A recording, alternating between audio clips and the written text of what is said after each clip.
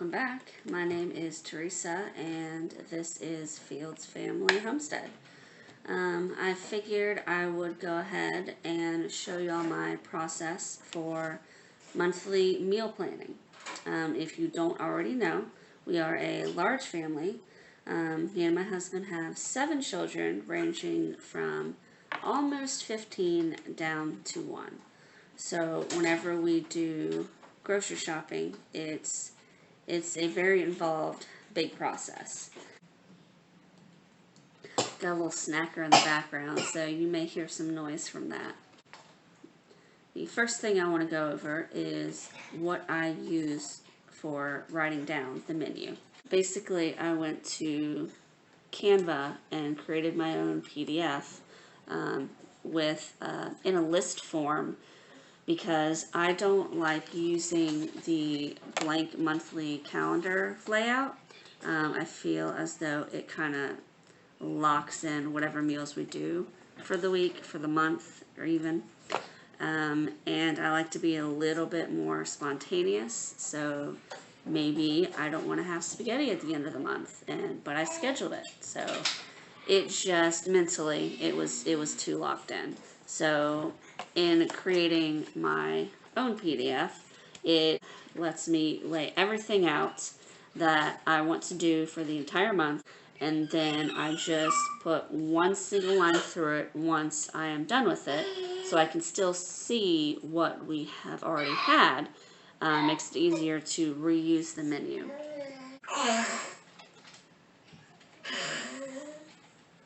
Bubby, you look like Batman. I also included a section for our Sunday meals, because on Sunday we do a late lunch, early dinner, and that is dubbed our Super Sunday. So we have a soup or a stew with a sandwich or a salad or rolls, garlic bread, breadsticks. So I have that section separate so that I make sure that we have that put in the crock pot. It just helps visually keep things separate that way. I also have an area for breakfast and lunch for each week, mainly because it's the same every single week. For example, we have muffins every Monday. Now, they may be the same every week, but the variety that we choose is generally different. We go between banana muffins, pumpkin muffins, apple cinnamon, raisin orange, chocolate chip, chocolate chip. So we do a big variety of muffins. So even though it's the same every week, we don't get tired of it. So I have that listed here, so that is just easy to put with the grocery list. I also include a snack ideas section for our go-to snack ideas. We have snacks twice a day, every single day, so it just helps to have everything kind of down. If we have a couple extra ideas, then I will jot them down and update it, or just update it that way, so that it makes it easier whenever I write down the actual grocery list. Which leads me to the next part. I also created a grocery list with all the things that I buy every month. So it's pretty much the same things every month, the same fruits, the same vegetables, the same types of meat. So I just put it all down, just so I don't have to keep rewriting the same thing over and over and over again. Now, if by some chance it's something that I don't usually do, I do leave a space to write that down. Basically what I do is I just write down the number of items I want next to whatever it is, and then that's basically done. I also include the different stores, how much I plan on spending at each store, so that I have the basic idea of how much is left in the budget. What I go over next is how I come up with the menu items. I have a list of our go-to meals for soups, a list of side dish ideas to go with our dinners, and our dinners. So this is everything that I know our family likes. I make sure that I go through this list first to ensure that nothing goes to waste. After I go through those lists, then if there are any spots remaining, then I will go through Pinterest and just browse through there. I will get ideas from my children as well as my husband.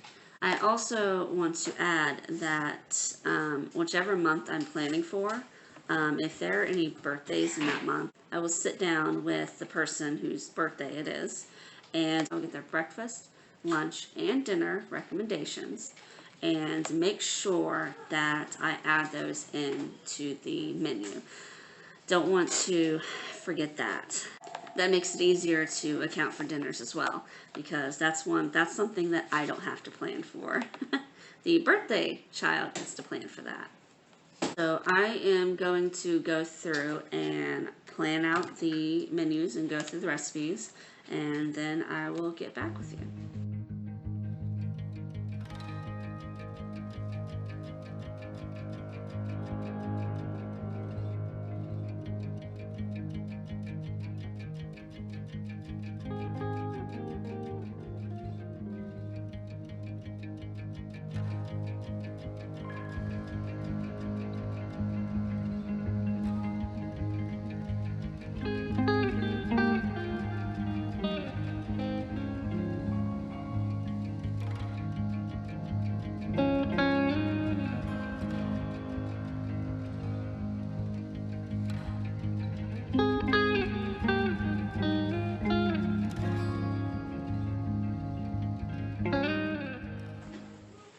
So now that I have the menu filled out, what I do next is I take the grocery list, and then I will go through my inventory and see what I am running low on, and then I fill that out, as well as the ingredients for the menu, for all the recipes I filled out.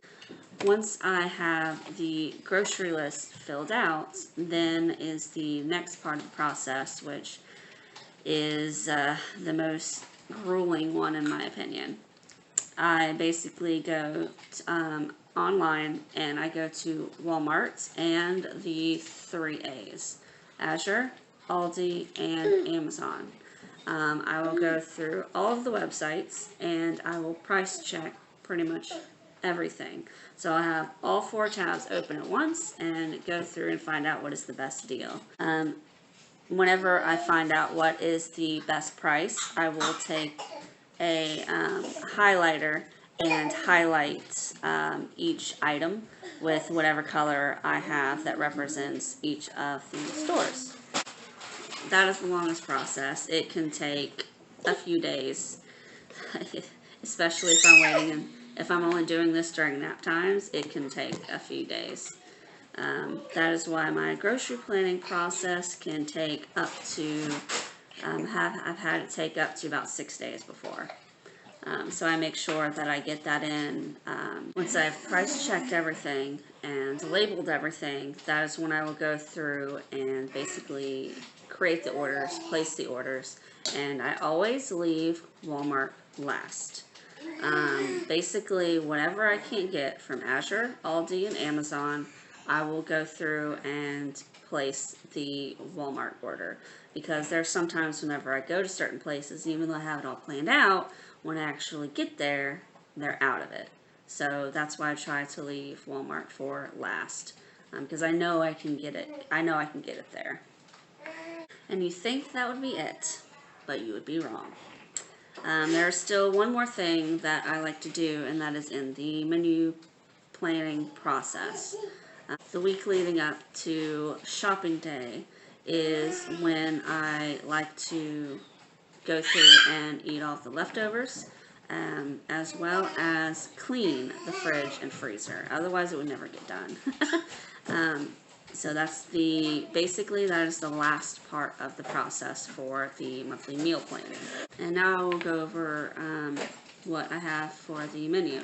This is between me, my children, and my husband. We also have 2 birthdays in July, so I have that written down as well. I like to include leftovers in with the plan. It's just we plan on doing leftovers every Saturday so that we clear out everything before the beginning of the next week. So I included leftovers in there. For our Super Sundays, we have pizza soup with garlic knots, split pea soup with ham, and breadsticks, zuppa toscana with dinner rolls, and loaded baked potato soup with dinner rolls.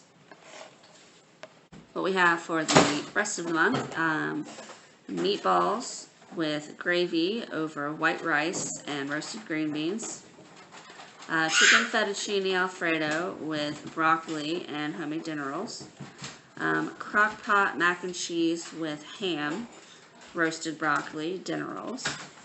We do burritos, yellow rice, black beans, and tortilla chips and salsa. Brenner, which is breakfast for dinner. We call it Brenner. We do that a couple times a month as well. Barbecue chicken, baked beans, and mac and cheese. Do a blackened fish with jasmine rice, broccoli, and pot stickers, so Asian style. Sloppy Joe, baked beans, and shell mac and cheese. Chicken fajitas, rice, black beans. Fish with roasted zucchini and sweet potatoes. Nachos with fruit salad. Sausage and cabbage over rice with breadsticks. Chicken cordon bleu with roasted carrots and rice.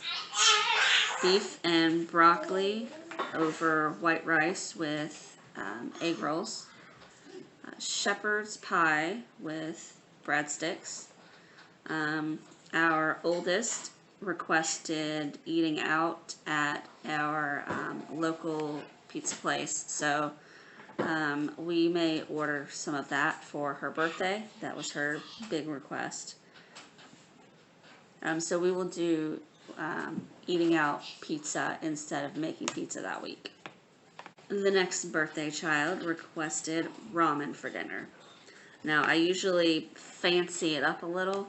We'll do like a pork tenderloin and slice it really thin, and I'll add that into the ramen. And then I like to do soft-boiled eggs, scallions, and then we have seaweed that we eat with that too. That is basically our children's favorite meal, of course, and they get their opportunity to eat with chopsticks. So the soon-to-be 8-year-old requested that for dinner. We also have spaghetti and meatballs with salad and garlic bread. Steak, probably going to do like a skirt steak with the seared zucchini and mushroom rice. Fried catfish, potato wedges, and roasted carrots. My husband requested that, as well as a baked perch with garlic butter rice and butternut squash. So I haven't actually ever cooked squash. I don't understand that, but so that's going to be something new in there. But hopefully I'll find a good recipe for the butternut squash. Now, if any of you by any chance were counting, that is a little more, that's a few more recipes for the month. I like to include a few extra in case the grocery shopping for the next month takes a little longer. So I include a few recipes, and if I don't use them, they just go on to the next month, and that's something I don't have to buy. I also like to go through with a red pen or red marker and circle one of the items that I will not use until the day of grocery shopping. So it's going to be a quick meal. Either stick it in the oven, have it pre-made, stick it in the oven, or it will basically be a crock pot meal. And I will make sure that I do not use that until the day of grocery shopping. Because I don't know about you, but whenever I go grocery shopping and I get back, I am so tired. And the last thing I want to do is really think about making anything for dinner after spending all day out. Sometimes with all 7 kids going grocery shopping. So I want to make sure I have that backup meal, and I include leftovers as well, because I have a grocery shopping recovery day, and I don't do anything the day after grocery shopping. After that, it's fine, but the day of, I don't want to make anything, and the next day, I'm down. I'm drained. It takes me a little bit to get over it. And that's why I only like doing it once a month. Because it doesn't matter if I go every week. It doesn't matter if I go every 2 weeks. I still get drained and exhausted. So if I just get all of that in the 1 month, then I don't have to worry about it again for another month. So that is my monthly meal planning process. If you got any ideas from this, please give them a thumbs up. If you have any other suggestions, then comment down below, and maybe I will do that next month when I do planning. If you want to see more, please subscribe and keep an eye out for the grocery hauls that will be coming up. Thank you very much, and I'll see you next time. Earthquake? You get earthquake?